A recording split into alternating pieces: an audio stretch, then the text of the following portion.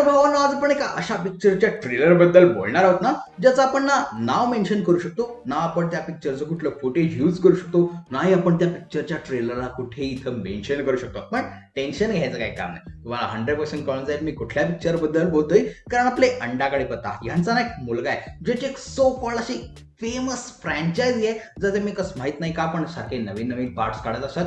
तर त्या फ्रँचायझीचा चौथ्या पार्टचा ट्रेलर आज लॉन्च झालाय, ज्याच्याबद्दल आपण बोलणार आहोत. खरं सांगायचं तर या ट्रेलरकडे पहिल्यांदा बघितलं एक 100% एक क्रिस्टल क्लिअर गोष्ट होती, ती म्हणजे हा ट्रेलर बाकी काय नाही तर एक ॲनिमल या पिक्चरचे कॉपी पेस्ट केलेलं एक व्हर्जन, लोअर व्हर्जन वाटतं, ज्याच्यामध्ये KGF, मार्को आणि एक असं अशा मोठ्या मोठ्या पिक्चरचा असं एक कॉपी पेस्ट केलेलं एक असा तडका लावलेला असं वाटतं. त्यांनी असं या सगळ्या सीन्सचे एक भेळ करून आपल्या समोर असे ठेवलेले असं या पिक्चरच्या ट्रेलरकडे बघितल्यावर 100% वाटतंच, ज्याच्यामध्ये आपल्याला ॲज अ सेड की आपल्याला अंडाकडे पत्त्यांचा मुलगा तर बघायला मिळणारच आहे. पण त्याचबरोबर या पिक्चरमध्ये आपल्याला प्रत्येक भाजीत कसा बटाटा दिसतो ना, तसा आजकाल प्रत्येक हिंदी पिक्चरमध्ये आलू की तरह दिसणारे आपल्याला संजय दत्त सुद्धा या पिक्चरमध्ये व्हिलन म्हणून वाटणार आहे. आणि असं वाटतं ना की मूवीच्या मेकर्सनी यावेळेला पिक्चर बनवताना सुद्धा जास्त काही एफर्ट्स घेतलेले नाहीच आहेत. असं वाटतं यांनी पहिल्या 2 पिक्चरची फक्त स्टोरी अशी एकत्र करून विणली आणि आपल्यासमोर ठेवलेली आहे. ती म्हणजे यामध्ये आपल्याला सुद्धा तोच परत किडनॅप झालेल्या गर्लफ्रेंडचा ट्रोप दिसणार आहे. फक्त यावेळेस त्याच्यामध्ये ट्विस्ट एक फक्त एवढाच असेल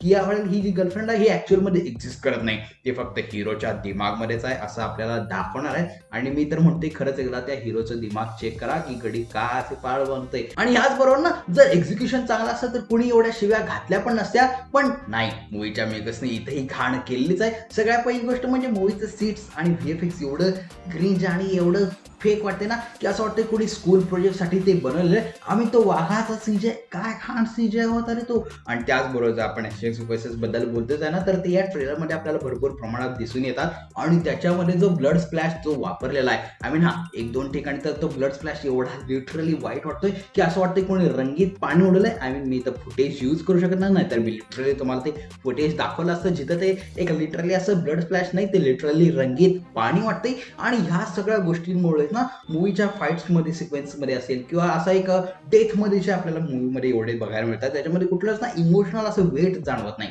आणि ही सेम गोष्ट रेप्लिकेट होते मूवीच्या ॲक्टर्सच्या परफॉर्मन्सवरती. आय मीन जेव्हा ते आपल्याला ॲक्शन सिक्वेन्सेस करताना दिसत आहे, तेव्हा त्याच्या चेहऱ्यावर कुठलेच इमोशन्स जाणवत नाहीये. त्यामुळे असं वाटतं ना की ते असं जसं भेळेच्या गाड्यावर कसा भेळवाला कांदा कट करतात त्याच्या चेहऱ्यावर जसे हाव असतात, तसे सेम हाव आपल्याला मूवीच्या ॲक्टर्सवरती दिसून येतात जेव्हा ते डेथ किंवा असे ॲक्शन सिक्वेन्सेस आपल्याला दिसून येत आहेत. ते एवढ्यात व्हिडिओ सोड, चॅनल डिलीट करतील ते. पण दुसरीकडे हा ट्रेलर फुल ऑन 18+ ऍक्शनने भरलेला आहे. डोके उडवणे, तर मरीन असं बरोबर मध्ये फाडणे, जोरदार फाईट सिक्वेन्सेस आणि एकातर सीनमध्ये 100+ लोकांचा एकत्र असा मॅस्कर आपल्याला बघायला मिळणार आहे. भाई साहब, हे बघून असं वाटतं की मूवीच्या मेकर्सने आपल्याला लिटरली जो शॉक व्हॅल्यू आहे त्याला पिक्चरचा मेन सेलिंग पॉईंट मूवीच्या मेकर्सनी बनवलेला आहे. आम्ही काय सीन्स तर जेन्युअनली स्टँड आउट करून जातात. अराउंड 3 मिनिटाच्या आसपास तो एक असं सिंगल एक शॉट आहे, जो असा एक लॉंग सिक्वेन्स वरती आहे, जो बघायला फारच इम्प्रेसिव्ह मला वाटतो. आणि त्यावर आपला हिरो आम्ही गडीनं फुल ऑन एफर्ट्स दिले.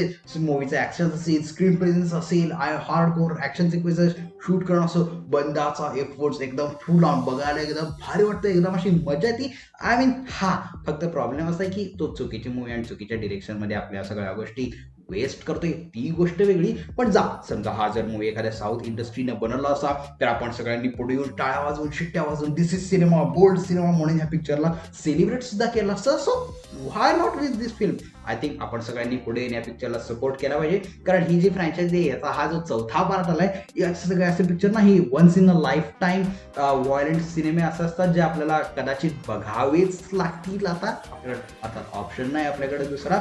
सो आय थिंक आपण पुढे येऊन या पिक्चरला सपोर्ट केला पाहिजे सगळ्यांनीच.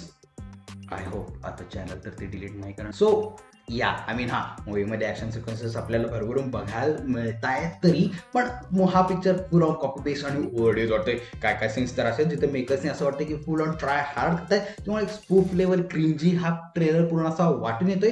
क्वालिटी सुद्धा ऑड इव्हन आहे. अँड सरप्राइजिंगली मूवीचे मेकर्स जे आहेत हे मूवीपेक्षा मूवीच्या अराउंड ज्या गोष्टी होतात ना त्याच्यावर जास्त ते फोकस करतात असं मला वाटते. So for me it's just cheap copy paste attempt. पण ऑनेस्टली तुमचं जर या ट्रेलरबद्दल काय मत आहे मला खाली कमेंट सेक्शनमध्ये सांगायला जरूर विसरू नका. आणि जर तुम्हाला हा व्हिडिओ आवडला असेल तर व्हिडिओला लाईक करा, आपल्या मित्रांसोबत शेअर करायला विसरू नका. आणि जर कुठेही चॅनलवर नवीन आला असाल तर चॅनलला सबस्क्राईब करून टाका. आणि आपण भेटूच पुढच्या व्हिडिओ, लेकिन तब तक के लिए देखते रहिए वाइल्ड वाइन SATV.